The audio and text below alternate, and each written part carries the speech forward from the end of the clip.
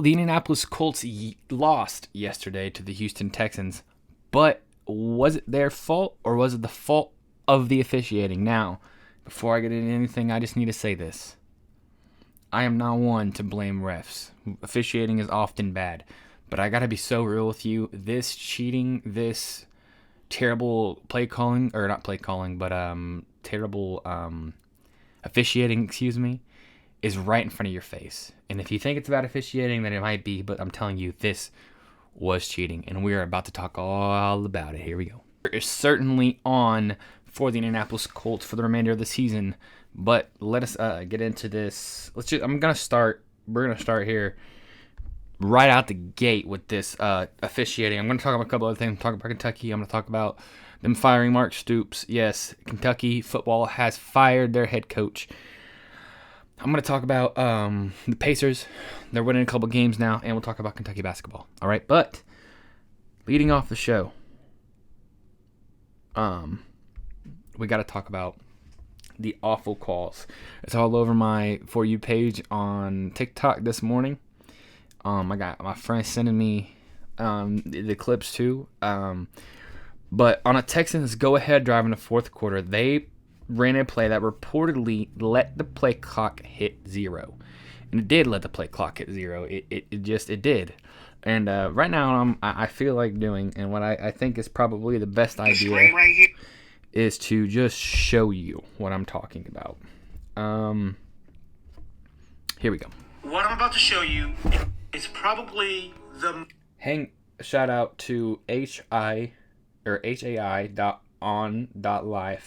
on TikTok. I'm going to follow him right now. You should follow me on TikTok at JD's Takes. That's my name everywhere. I've been doing a live podcast with my friend, and it's been fun, and I've been enjoying it. So anyway. Most screwed up, fucked up, officiating jobs in one drive, probably in the history of the NFL. I'm serious. The refs gave Houston this game. Check their bet slips. There is no way that this was not an agenda by the NFL. There's no way. It's 13 on Houston's driving. They've already gotten 2 first downs from last one. But this last one just blew my mind. Here it is on the 25-yard line, 3rd and 10. Watch the play clock. 0. Then he snaps it. Throws a prayer. Boom. Coach stop. No, here comes the flag. Unbelievable. First of all, that's a delay of game. Where were the officials at? They let the play go. And here's the flag on Kenny Moore on the pass interference. It's coming right down here. I mean, that little arm is not enough at all to be called. He barely touched him. Hand fighting at best. So it's a double. I mean, come on, he barely touched him. They're hand fighting. It happens on every play. Did you see CJ after this? Did you see him point like, oh yeah, I know what's about to happen? They knew. They knew. The dude slips, flags come out. That is the worst pass interference call I have ever seen. And then on top of this, the extra point. What is this? Clearly misses it. And they call it good. They just said good. Oh, let's look at something else. I mean, if that doesn't get you, let's just see what the ref's response was, because they've asked this ref. Excuse me. To this point. 1 second. I gotta.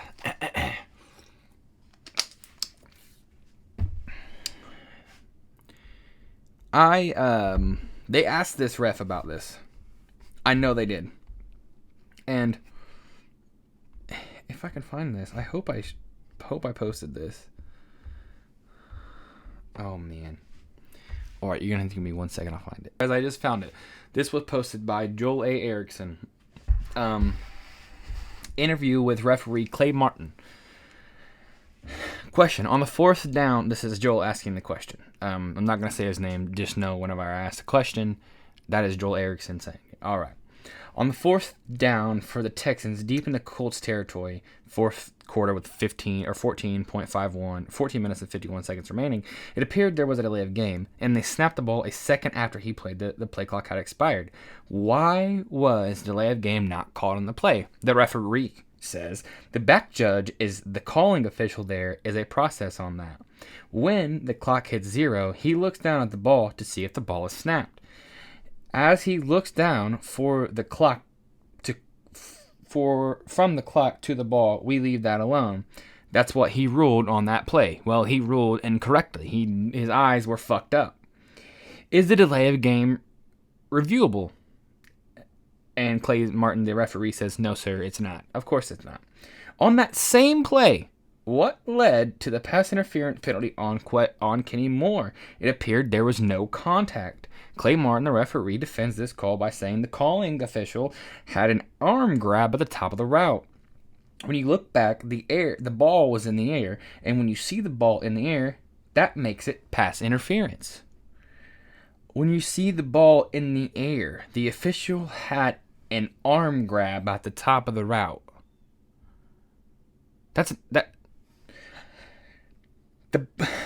The ball, it wasn't even close to being pass interference. It was a tiny bit of hand fighting. Everyone said that. Even biased Mr. JJ Watt, which we're gonna get into you, JJ. Don't worry, we're gonna get into you.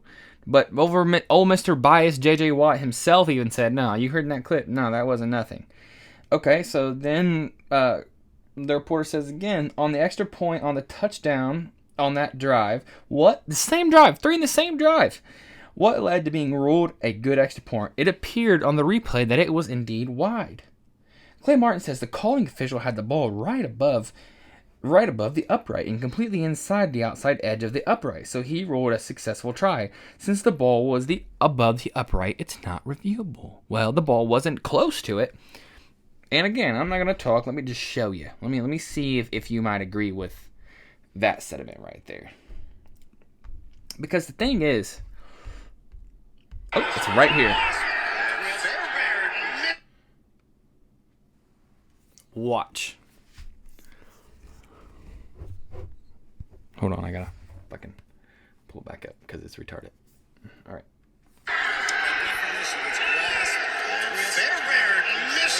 You can clearly see the bully's got 2 fingers stuck in there. And that's a miss. Look at what they called good. They call this kick good. You tell me if it's good. Yeah, you tell me. That's a damn miss. It's good. That's a miss.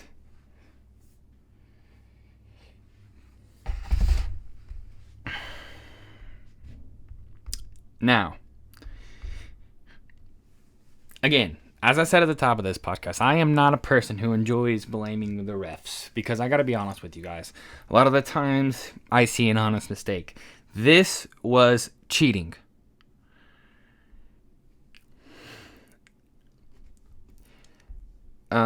So yeah, we just talked about that.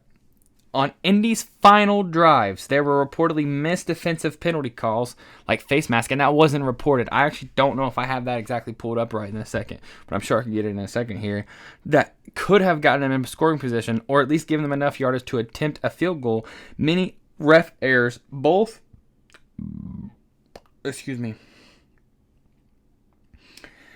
Ref errors decided the final result. That was not written even by me. That was actually written, let me say, SI.com wrote that, said 18 hours ago. So you can take that for what I will. I don't think SI.com is a big fan of the Colts. I could be wrong.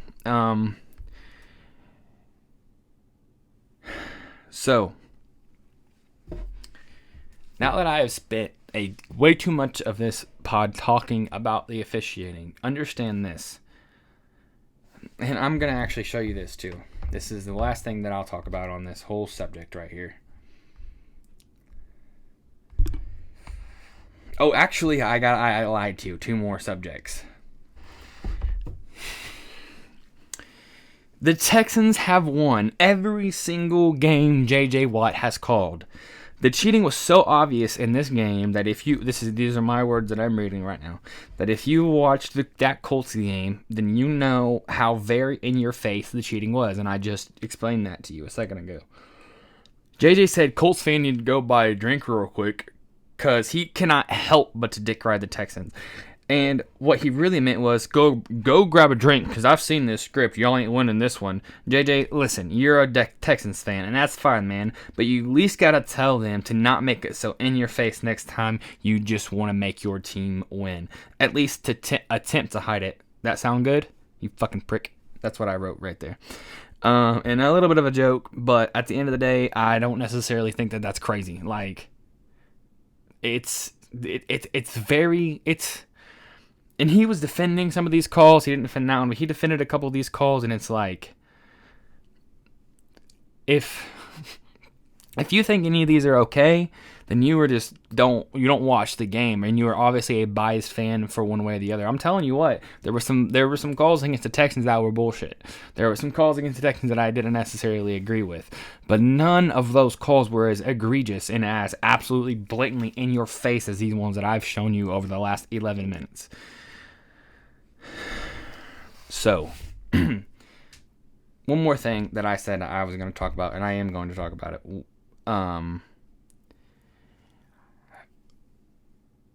Colts fans have been calling for NFL Commissioner Roger Goodell to overturn today's loss to the Texans due to a clearly missed extra point and blatant face mask penalty call. This is just a report. It says the commissioner can overturn a game result for extraordinarily unfair act. Now, there's a very small chance that actually happens. And here's actually, I'm going to show you, here is actually one of these mixed face mask calls just to show you this. See him up there? That's a face mask. You can clearly see the bully's got two fingers stuck in there, and then again. So those all changed the outcome of the game. So I do personally believe that the Colts have a case for this. But I don't think that I really don't believe they're going to do anything. I think it obviously remain the same. So let's move on here. Let's move on to talk about what actually happened in the game, other than all the BS that we just spoke about. So, again, we lost this game 20-16. A heartbreaker, honestly. Only lost by 4, even with all the stuff I just talked about. This game not only cost Indy the win, but it cost them the lead in the NFL and the AFC South, because the Jaguars played the Titans yesterday. So, they won that. The offense didn't click. Offense, the special teams even, and all the refs played a big part in that.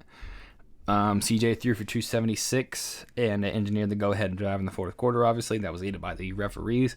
Meanwhile, the Colts offense, which typically among the league best, was held to under 20 points. First quarter was particularly rough. 3 punts, 1 first down. Colts had barely 5 possessions versus the Texans nearly 9.5 minutes. 5 minutes of possession. That's my bad. And that's just all in the first quarter there. On the ground, Jonathan Taylor got a little going in the second quarter, including a 33-yard run. That was a beautiful run, and that did get us into Texans territory. But even then, even though he topped 100 yards from scrimmage, he couldn't find the end zone. And, obviously, I really think that a touchdown could have changed a lot of stuff. We missed an extra point. Michael Badgley needs to go. At this point, there's no excuse. You can't make extra points in the NFL. You cannot be on an NFL team. And it did loom large in that 4-point game. So overall, the Colts left points and momentum on the field. I will say this. I want to call out a few design and execution-based mishaps here by Shane Steichen. All right. On the fourth quarter drive, after a decent run and a big pass, the Colts ended up in 4-down territory. On 2nd and 9, the call was to pass. Instead of getting the ball to Taylor again, the pass could have been complete, which a run might have been safer, higher percentage play to inch closer or even manage the clock. I feel like at times I'm questioning why he's making these calls. And I'll write stuff like this, and I'll think, man, maybe I don't know, he didn't do bad now. But it's like, he does this a lot. Where, like on 3rd down, the pass fell incomplete, denying a chance to keep the ball alive.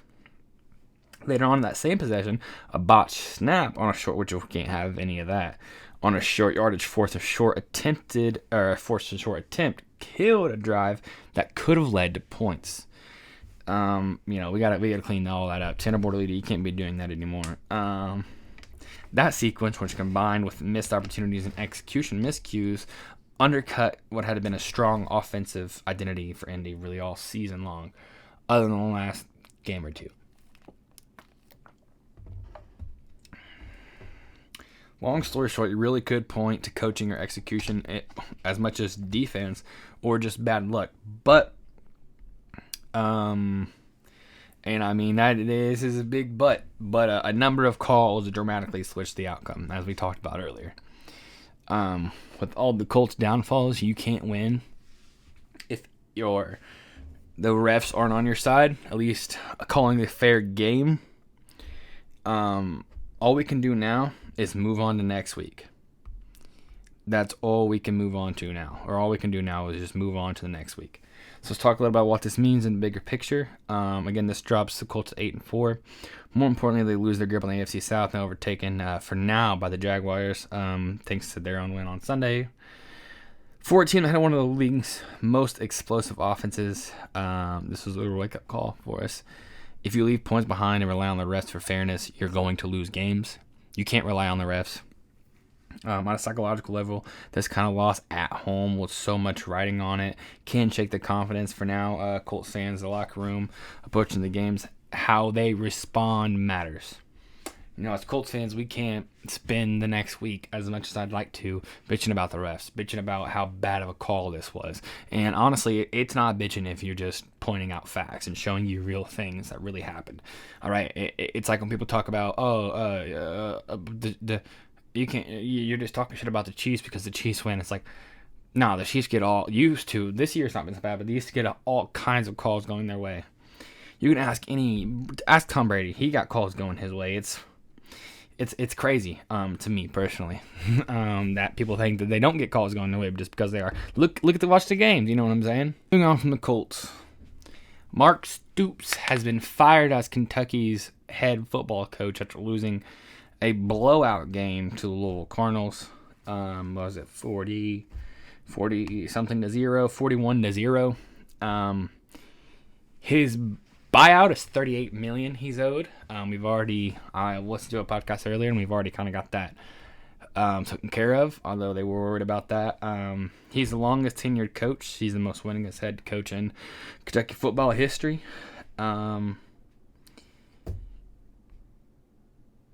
Which could take is one of the most expensive firings in college football history, with having to pay him $38 million.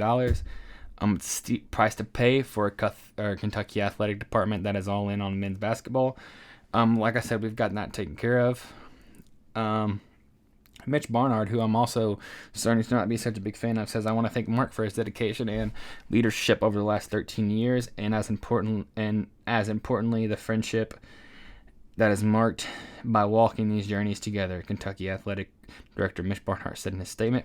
His tenure transferred the program and reset expectations. His time here was filled with memorable victories, a historic run of consecutive bowl appearances, and a committed to developing young men both on and off the field. I don't think Mark was a bad guy. I just think, and he brought Kentucky out of a non-winning culture and it put us into a winning culture. But at the end of the day, in the last couple of years, he's not been getting it done. He's been getting us to bowl games, but as an SEC team, I don't know if bowl games are good enough, personally. And I know that's kind of not popular with a bunch of the Kentucky football media, but I'm not in the Kentucky football media.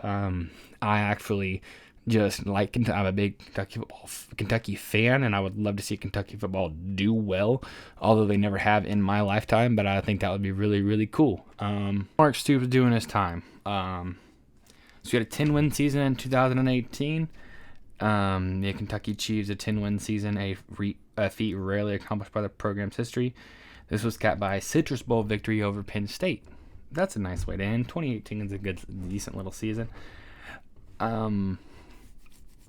Major bowl victories. Kentucky has secured several prominent bowl wins, including 2019, 2022 Citrus Bowls, as well as multiple Music City Bowl appearances and wins in preceding years.